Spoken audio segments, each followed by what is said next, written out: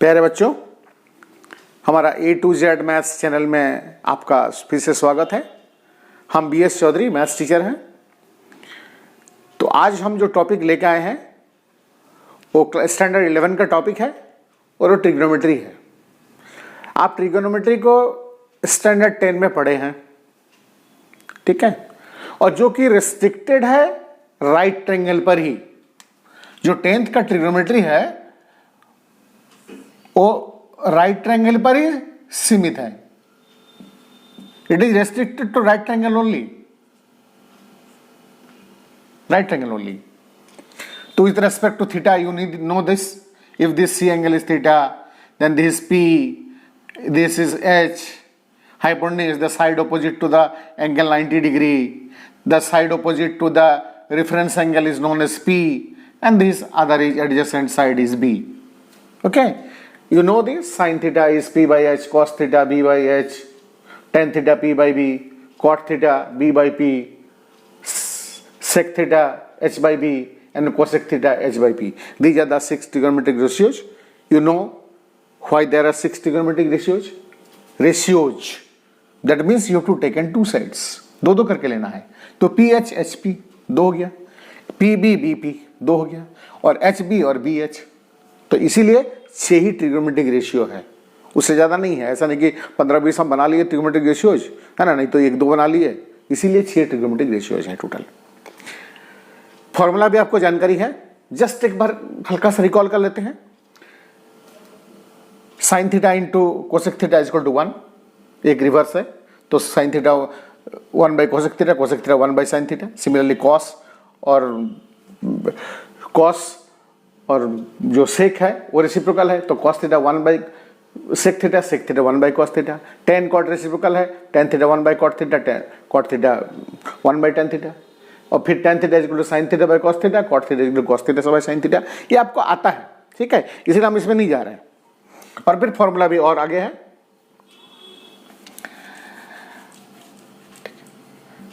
लेकिन जैसे ही हम स्टैंडर्ड 11 आते हैं तो एंगल के जो डेफिनेशन है ना वो थोड़ा बदल जाता है। अप टू स्टैंडर्ड 10 हमारा जो एंगल है वो कैसा है, जब 10 तक पढ़ते हैं तो ये होता है 0 डिग्री का एंगल। 0 से लेके 90 के बीच में जो एंगल है उसको हम लोग बोलते हैं एक्यूट एंगल, ठीक है ना। ये 90 डिग्री को बोलते हैं राइट एंगल। 90 से more than 90 degree, less than 180 degree, it is known as obtuse angle, ठीक है। It is 180 degree straight angle, and more than 180 less than 360 degree, it is known as reflex angle, ठीक है। या फिर geometry में हम इतना ही एंगल पढ़ते हैं, up to 360 degree. Now in standard 11 the angle in trigonometry has no restriction. No restriction means it may be positive, it may be negative, or it may be of any degree. तो कैसे देखिए बताते हैं। एक रे ले लीजिए OA, this रे, this extended can be extended one side only, इसी को रे बोलते हैं। और ये मान लीजिए इसका इनिशियल पोजीशन है। अब इसको हम रोटेट करते हैं एंटी क्लॉकवाइज में, तो मान लीजिए बी पोजीशन पे आ जाता है, ऐसे रोटेट करते हैं, ठीक है। रोटेट किए तो ये वर्टेक्स है, इसको हम बोलते हैं इनिशियल साइड, इनिशियल साइड, और इसको हम लोग बोलते हैं terminal side. This initial side, initial side, and it is known as terminal side या फाइनल साइड, जो भी है टर्मिनल साइड। देखिए this angle is, what is the angle here? Angle is the amount of rotation और the measure of the rotation with respect to the initial side. Initial side के respect में कितना हम rotate कर रहे हैं उस रे को, उसका जो मेजर है that is known as the angle. तो ये तो हमने एंटी क्लॉकवाइज में रोटेट करा लिया। अब ऐसा भी तो हो सकता है कि ये को इस पोजीशन पे ला दिया, इस सी पोजीशन पे ऐसे करके, तो ये एंटी क्लॉकवाइज में था और ये क्लॉकवाइज में रोटेट हुआ, ठीक है। दोनों तरह से रोटेट हो सकता है। Remember this rotation is with respect to the initial side, ये इनिशियल है। जब एंटी क्लॉकवाइज में रोटेशन होता है तब हम बोलते हैं ये पॉजिटिव एंगल, पॉजिटिव एंगल। और अगर क्लॉकवाइज में रोटेशन होता है इसको हम लोग बोलते हैं नेगेटिव एंगल। समझ गए? तो दो तरह का एंगल है that depend upon the rotation of the initial line with respect to the vertex. अगर एंटी क्लॉकवाइज होगा, एंटी क्लॉकवाइज समझता ना, घड़ी का सुई जिधर घूमता है वो क्लॉकवाइज है, घड़ी का सुई इसका उल्टा साइड है वो एंटी क्लॉकवाइज है। ठीक है, तो अगर एंटी घड़ी का सुई इधर घूमता है, ऐसे घूमता है घड़ी, तो ये क्लॉकवाइज है। तो क्लॉकवाइज में क्या होगा? नेगेटिव होगा एंगल, और एंटी क्लॉकवाइज में पॉजिटिव एंगल होगा। तो दोनों तरह का एंगल हो गया। अब एनी डिग्री होगा, कुछ भी डिग्री होगा। मान लीजिए ये इनिशियल लाइन है, एक बार पूरा घुमा लिए, फिर दोबारा घुमा लिए और एक बार घुमा लिए, जैसे फैन का रोटेशन होता है ना, कभी कभी आरपीएम लिखा था ना, रोटेशन पर मिनट लिखा रहता है। तो एक बार घुमा तो ठीक है, हम ऐसे एक बार घूम लिए, ऐसे मान लिए घूम गए तो 360 घूम गए, फिर एक बार घूम गए, ठीक है ना, क्लियर है ना? तो कितना होगा? 360 और 360 दो बार घूम गए, तो हम जितना बार घूमेंगे उतना ही एंगल बनता रहेगा। अगर एंटी क्लॉकवाइज में घूमेंगे तो पॉजिटिव एंगल बनता रहेगा, और अगर क्लॉकवाइज में घूमते रहेंगे तो फिर नेगेटिव एंगल बनता रहेगा, लेकिन एंगल तो बनता रहेगा। तो जो एक बार घूमेगा वो 360 है, डिग्री है, और जो दो बार घूमेगा 2 × 360 है। ठीक है, तो अमाउंट ऑफ रोटेशन पर डिपेंड करता है angle. Clear? This is angle. अब एंगल आने के बाद तो आपको ऑब्वियस है कि मेजर तो करना पड़ेगा। ठीक है, अब एंगल मेजर करने के लिए आप क्या यूज करते हैं जी? एंगल मेजर करने के लिए आप क्या यूज करते हैं? स्केल? नहीं, स्केल नहीं, प्रोटेक्टर यूज करते हैं एंगल मेजर करने के लिए, है ना? और प्रोटेक्टर को रखना जानते हैं ना, बात सीखे होंगे 11 क्लास में पढ़ रहे तो। ठीक है, जो जीरो लाइन के ऊपर होता है, जब इस साइड से होगा तो 0 से स्टार्ट होगा, एक बार इधर से 0 स्टार्ट होता है। तो ठीक है, प्रोटेक्टर से एंगल मेजर करना आता है। अब आता है क्या क्या मेजर है। ठीक है, तो पहला होता है डिग्री मेजर। डिग्री मेजर, ठीक है ना, जो आप लोग स्टैंडर्ड 10 में पढ़े हैं, डिग्री मेजर।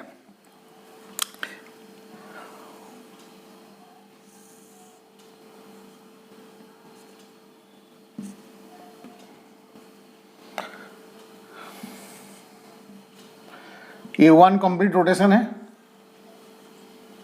ये 0 है। ठीक है, ये 1 कंप्लीट रोटेशन है। तो कितना होता है? आप जानते हैं 360 डिग्री होता है।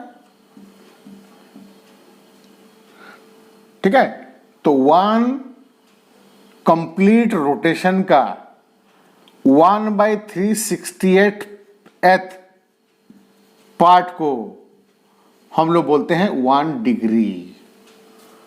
1 कंप्लीट रोटेशन मतलब ये पूरा जो एंगल है, इसको अगर 360 पार्ट में डिवाइड करते हैं तो 1 पार्ट को हम लोग बोलते हैं 1 डिग्री। इसका मतलब क्या होगा? 1 complete rotation is equal to 360 degree, है ना? पूरा कंप्लीट रोटेशन का 1/60th पार्ट, मतलब ये पूरा का 1/60th part is known as 1 degree.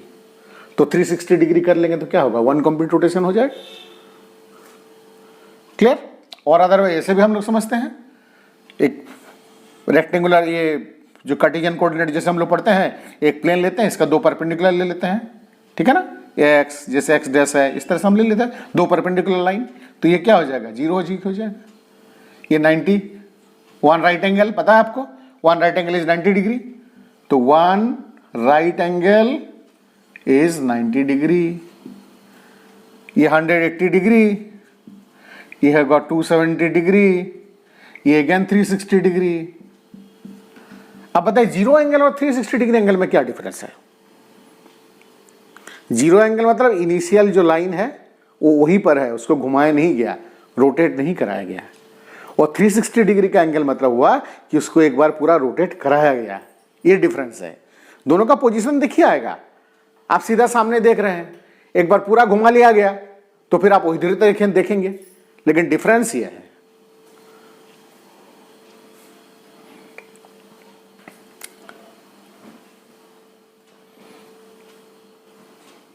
ठीक है, अब 90 डिग्री, 90 डिग्री हो गया ये।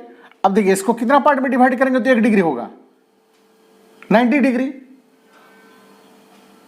ठीक है, मतलब इसको 90 इक्वल पार्ट में बांटा जा रहा तो ये 1 डिग्री। देखिए इसको 90 में, इसको 90 में, इसको 90 में, इसको 90 में, तो 360 पार्ट में डिवाइड कर दिया जाएगा ना। ठीक है, अब 1 डिग्री को, मान लीजिए 1 डिग्री है, 1 डिग्री को अगर 60 इक्वल पार्ट में डिवाइड करते हैं तो उसको एक पार्ट को बोलते हैं 1 मिनट।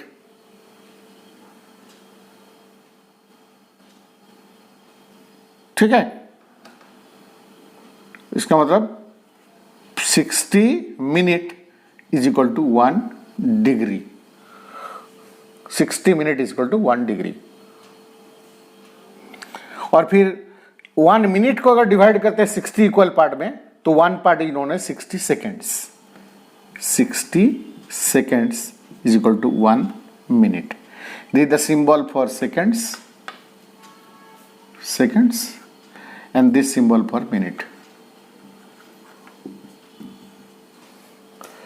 ठीक है, एनी डाउट?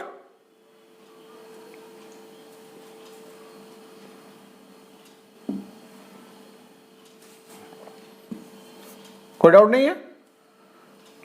तो ये हमको पता ही है। ठीक है, 0 डिग्री, 90 डिग्री, 180 डिग्री, 270 डिग्री है। ये इसको हम लोग बोलते हैं क्वाड्रेंट एंगल। ये जो एंगल है ना, इसको हम लोग बोलते हैं क्वाड्रेंट एंगल, जिसका इनिशियल और टर्मिनल जो साइड है ना वो क्वाड्रेंट बनाता है, तो क्वाड्रेंट एंगल है ये क्वाड्रेंट एंगल है। 90 और 180 डिग्री क्वाड्रेंट एंगल है। ठीक है, इस तरह से ये हमको पता है, हम जानते हैं। एक इसमें से क्वेश्चन है, चलिए पूछते हैं। क्या लिखा है हमको बताइएगा।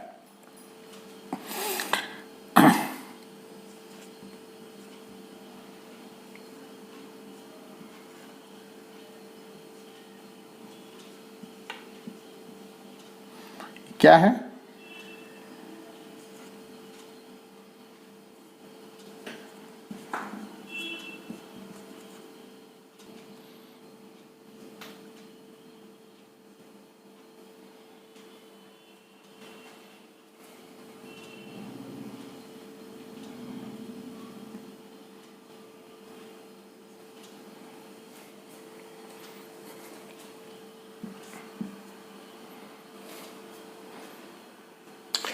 देखिए दो लाइन लिखा हुआ है, ये ठीक है, और ये। कोई बता सकता है इसका मीनिंग क्या है? ठीक है, ये 40 मिनट और 3 सेकेंड्स ये नहीं है। ठीक है ना, इसको हम लोग सीधा लिखते हैं 40 फीट एंड 3 इंच। ये फीट और इंच का सिंबल भी है। ठीक है, और ये क्या है ना, 6 डिग्री 40 मिनट एंड 3 सेकेंड्स। ऐसा नहीं कि ये 6 डिग्री 40 फीट और 3 इंच, ये नहीं है। है ना, जो एंगल का जो मेजर का यूनिट है ना वो भी मिनट और सेकंड है। अब आते हैं एक special unit, radian major. Radian major, ठीक है, समझते हैं। एक सर्कल हमने ले लिया,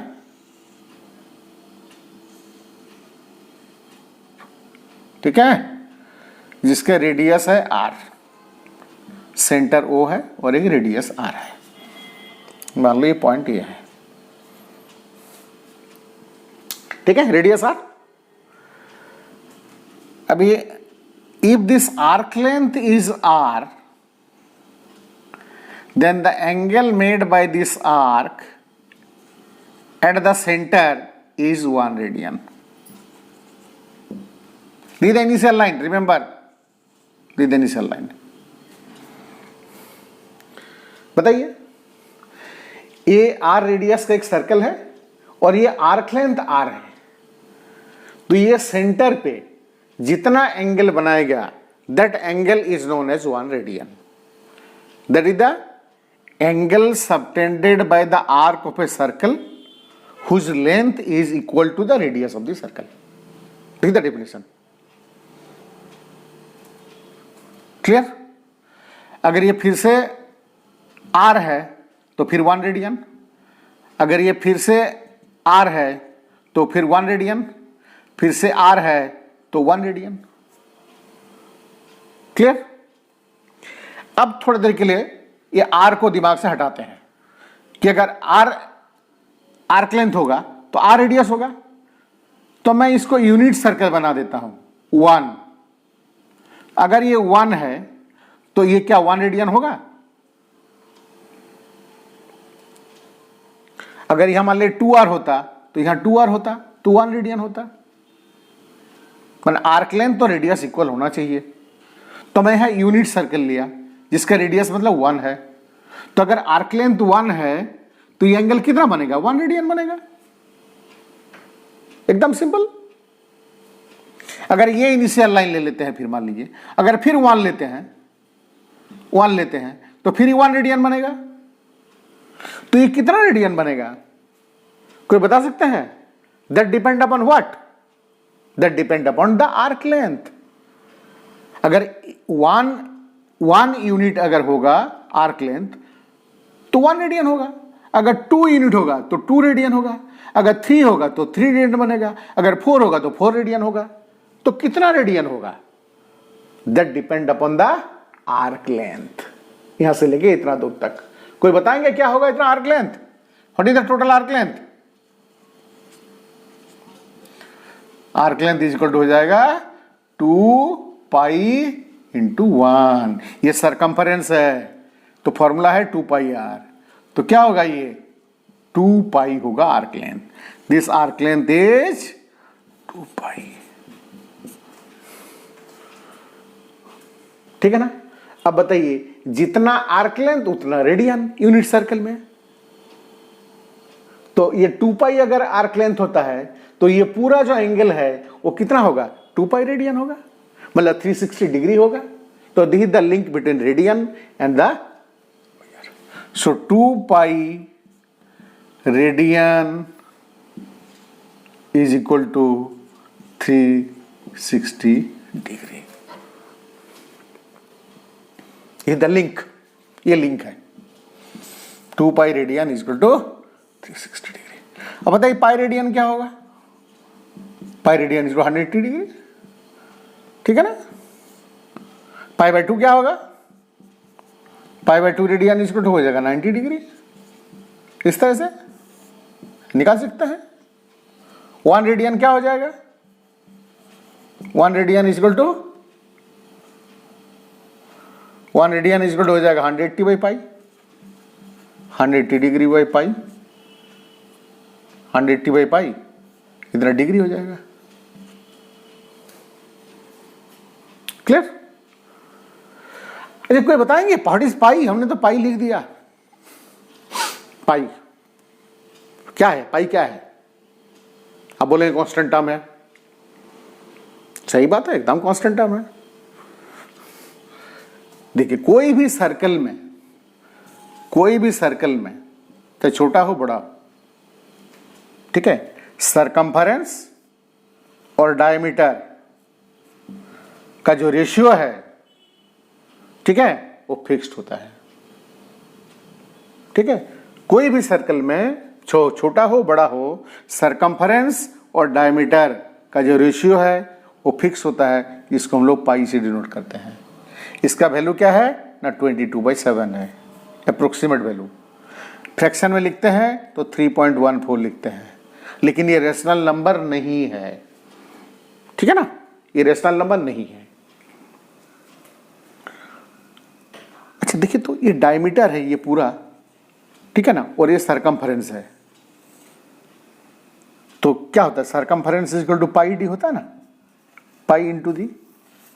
देखिए, तो सरकमफेरेंस और डायमीटर का डिवाइड जो होगा ना वो 3 के आसपास होता है, 3 के आसपास होता है, ठीक है।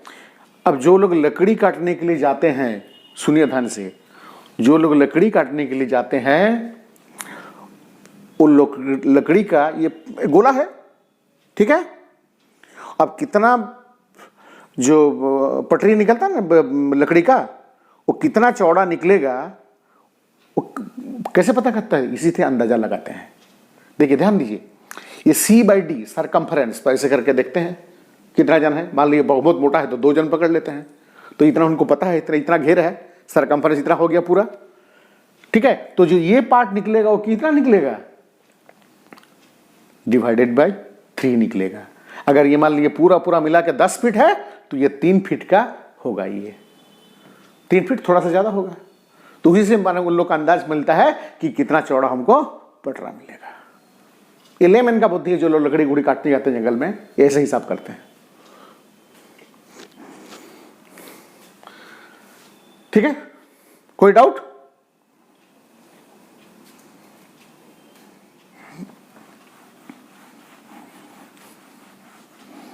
तो डिग्री मेजर से रेडियन मेजर और रेडियन मेजर से डिग्री मेजर में चेंज करने का ये तरीका है।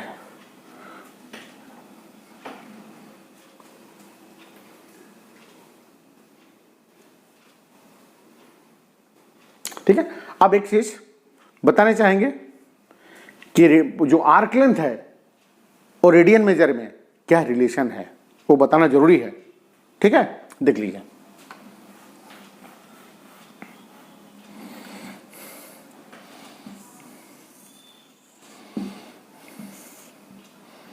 मान ली L है आर्क लेंथ, रेडियस है और थीटा इन रेडियन, थीटा जो है ना वो रेडियन मेजर पे है, तो थीटा क्या हो जाएगा, L/R होता है, और L is equal to R theta. ये आर्क लेंथ है, मान लीजिए आर्क लेंथ 2R है, तो 2R/R तो 2 रेडियन होगा ये। अगर 3R होता तो 3 रेडियन होता। तो ये फॉर्मूला जो है और L इज इक्वल टू होता है R theta, arc length is equal to R into theta. अब देखिए और एक इंफॉर्मेशन, रेडियन मेजर और रियल नंबर में कैसा रिलेशन है।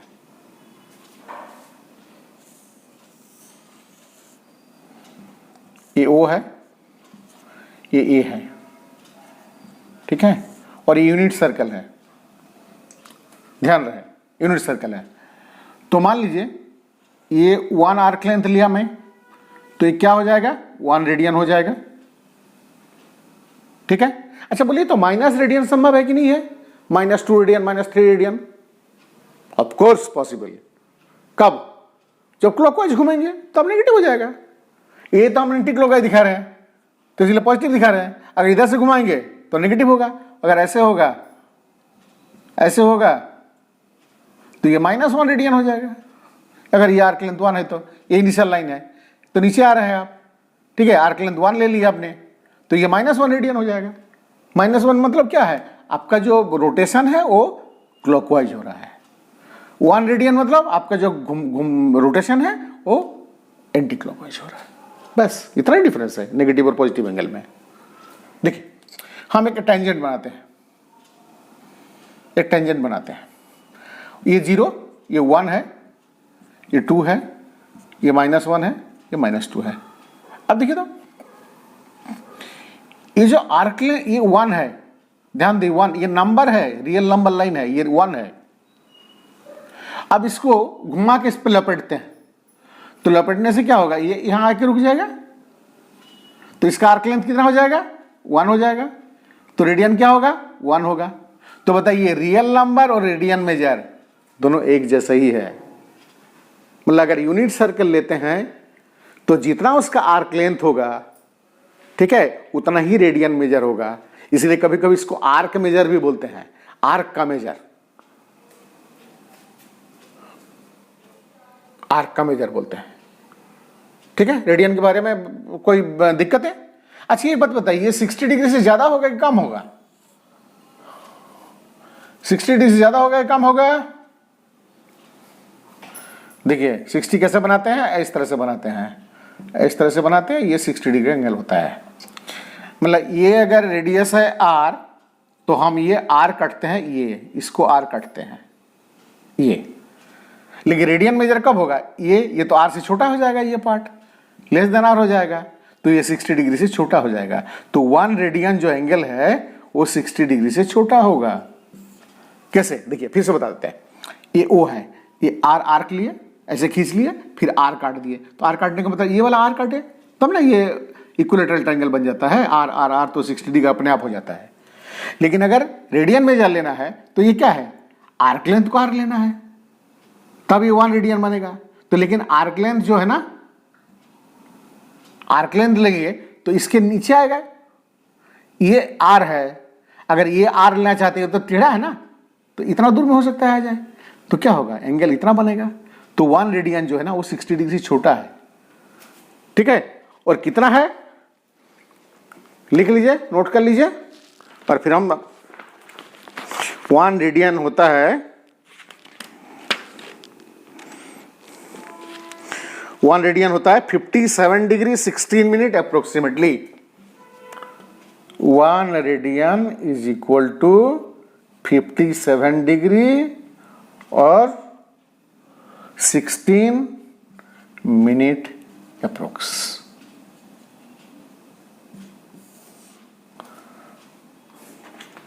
ठीक है, आर्क मेजर बोला, समझ गए? और रियल नंबर और आर्क मेजर, यूनिट सर्कल में क्या फायदा है कि जितना आर्क लेंथ लेंगे उतना रेडियन बनेगा, बस ये फायदा है। ठीक है,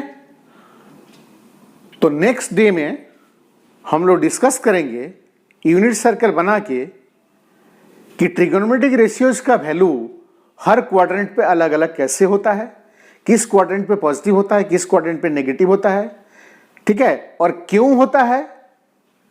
और सिमिलरली हम लोग डिस्कस करेंगे जैसे 10 क्लास में साइन 90 कैसे करके निकलते थे, यहां पर एकदम आसान तरीके से हो जाएगा, एकदम सिंपल तरीके से हो जाएगा। जैसे sine 180 plus theta, sine 180 minus theta, cos 270 plus theta, इस तरह का जो क्वेश्चन है एकदम आसान तरीके से अगले वीडियो में हम बता देंगे। तब तक के लिए इंतजार करिए। Thank you.